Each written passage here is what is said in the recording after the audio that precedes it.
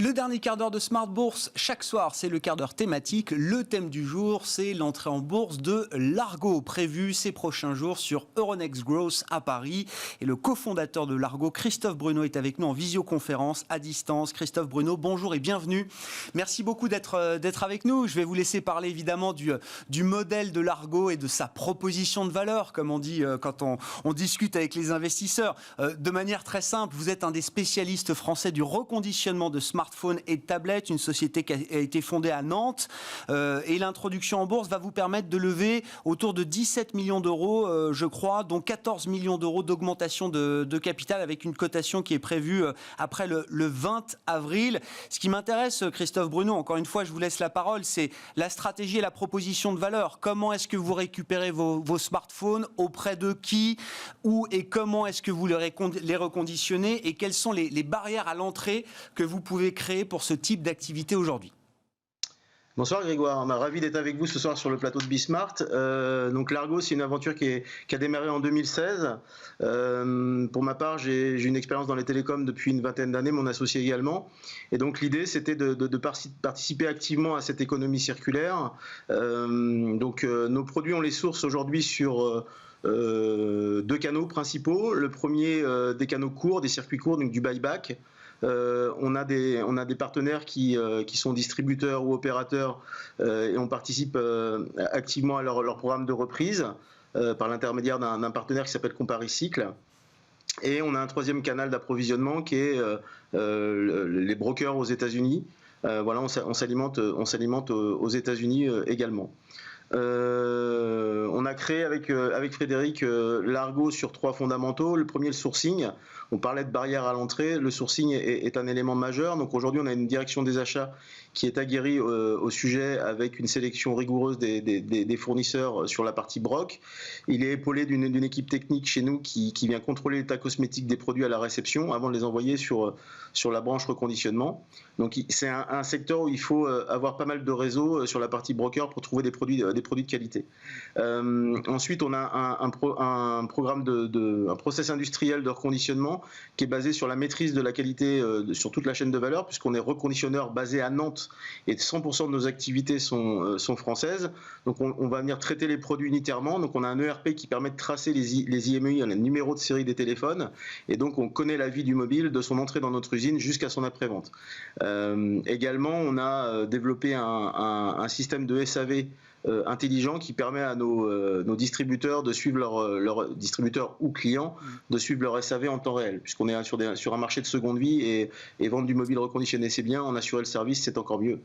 Donc oui. Ouais, je disais ma question, Christophe, on voit bien effectivement la chaîne de valeur là sur laquelle vous travaillez. Vous dites la principale barrière à l'entrée, c'est quand même le sourcing. C'est là-dessus que vous allez pouvoir faire la différence avec d'autres acteurs. Ou est-ce que dans la partie reconditionnement, il y a aussi une vraie proposition de valeur? Je ne sais pas si le fait de reconditionner à Nantes, est-ce que ça participe de la valeur que vous créez aujourd'hui pour le consommateur final? Est-ce qu'il y a une bonne manière et des manières peut-être moins valuables de reconditionner des smartphones? Est-ce qu'il y a une différence qui se joue aussi dans ce processus-là?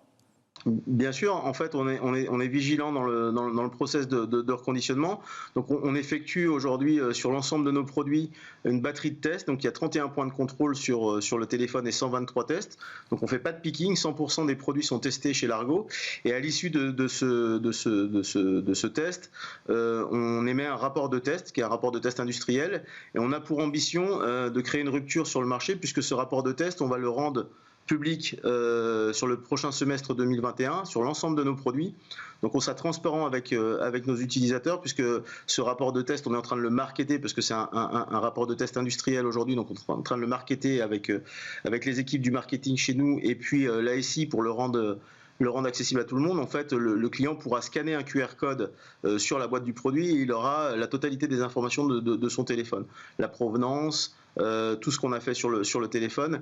Et ça, c'est un choix et c'est vraiment une révolution. C'est un choix de Largo de produire ce document parce qu'on se veut transparent dans nos process.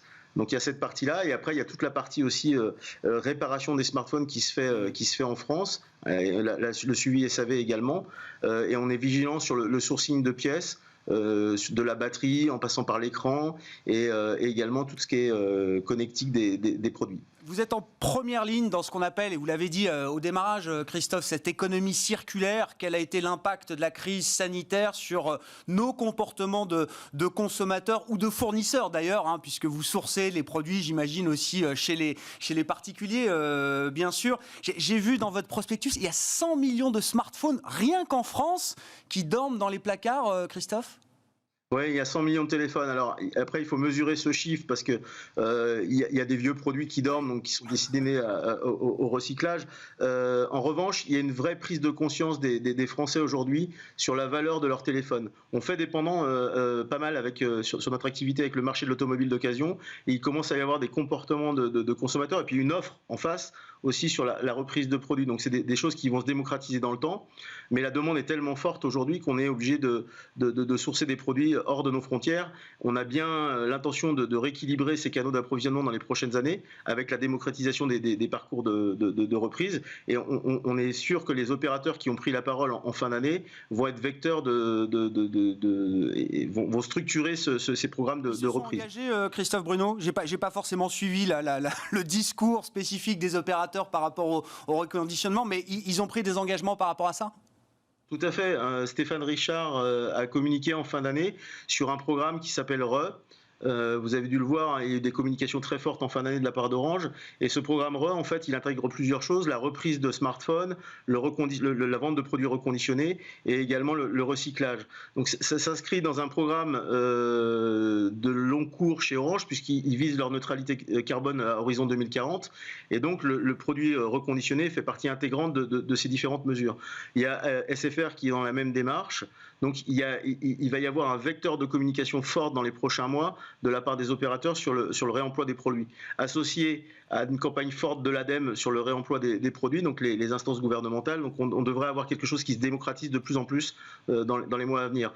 Vous parliez de la crise, juste un petit chiffre comme ça, il y a eu 2,2 millions de smartphones reconditionnés vendus en 2019, 2,6 millions en 2020. Donc malgré la crise sanitaire, on s'est rendu compte qu'il y avait un marché qui était plutôt résilient sur cette gamme de produits, en tout cas ce nouveau marché. Et on est convaincu chez Largo que c'est l'avenir du smartphone. Est-ce qu'il y a encore des freins à lever pour que moi, demain, j'achète en toute confiance un smartphone reconditionné chez vous, en l'occurrence Christophe Bruno? L'aspect circulaire, impact, effectivement, on le comprend très bien, on baigne dedans aujourd'hui, mais est-ce qu'il y a encore des freins qu'il faut lever pour garantir le fait que le smartphone reconditionné, c'est peu ou prou la même proposition de valeur, je suis désolé, mais que le smartphone neuf que vous allez trouver en boutique? En fait, c'est l'objectif de l'opération de Largo. Je vous dis qu'il y a un élément qui nous caractérise, c'est la transparence. Et donc le fait d'aller en bourse, c'est montrer qu'on est transparent.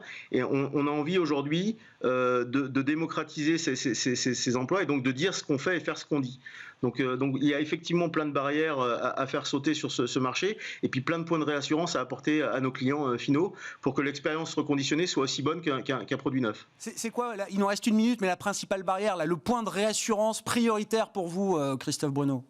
C'est la provenance des produits, la provenance des produits, le fait qu'on intervienne en tant qu'industriel dessus et qu'on applique une garantie commerciale sur le produit. On est en train de réfléchir, aujourd'hui on a 12 mois de garantie sur les produits, on va certainement passer à 24 mois dans les prochains mois qui vont venir. Donc ça veut dire qu'on va avoir une offre quasi identique au neuf, en tout cas dans ces codes et puis dans la garantie des produits. Et voilà, et ça on veut le faire savoir à tout le monde parce qu'il y a vraiment un intérêt, au-delà de l'intérêt économique, il y a un intérêt sociétal à utiliser des produits de seconde vie. Merci beaucoup Christophe Bruno d'avoir été avec nous pour nous parler pendant ces quelques minutes de Largo et de ce processus d'introduction en bourse qui est donc désormais lancé. La cotation aura lieu à la fin du mois d'avril. La période de souscription, je crois, court jusqu'au 20 avril. J'espère que je ne dis pas de bêtises, Christophe Bruno. Et l'introduction se fera sur Euronext Growth pour lever jusqu'à 17 millions d'euros. Christophe Bruno qui est avec nous en visioconférence, cofondateur de Largo dans Smart Bourse sur Bismart ce soir.